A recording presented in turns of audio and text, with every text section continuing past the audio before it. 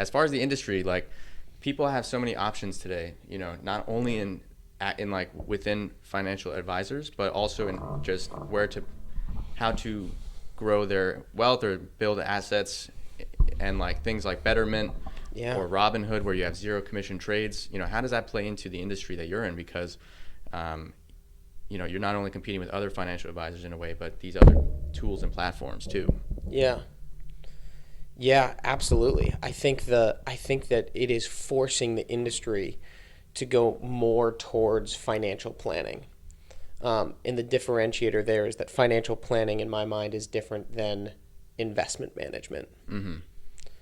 Right? So investment management, if you were to just put a pool of money in it, invest it in any of those, either a robo-advisor or a no-fee trading and trading it yourself, that's just the management of this pool of money. Yeah. Whereas financial planning is pretty broad, but I describe financial planning as aligning financial decisions with desired outcomes.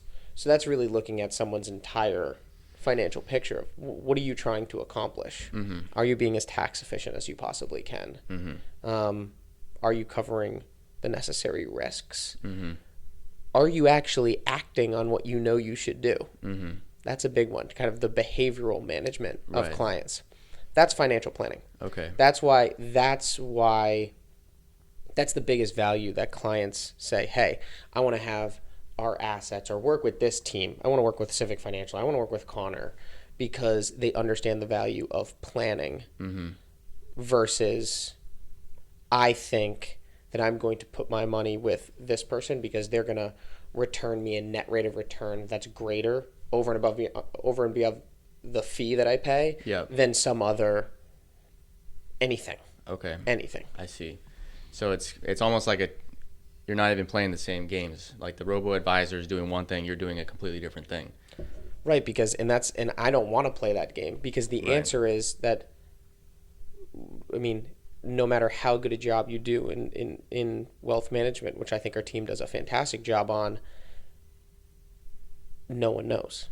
Right. No one can predict no the one future. no one can predict where the market's going. So anyone that's saying that they're going to have a greater rate of return, there is some level of, they have to understand that they don't actually know that. Right.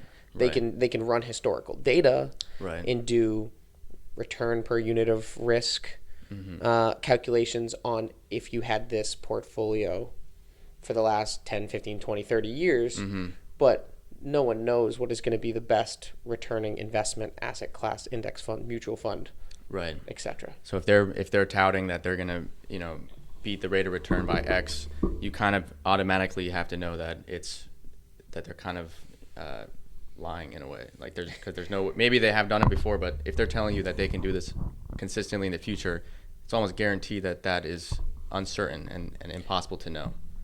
Yeah.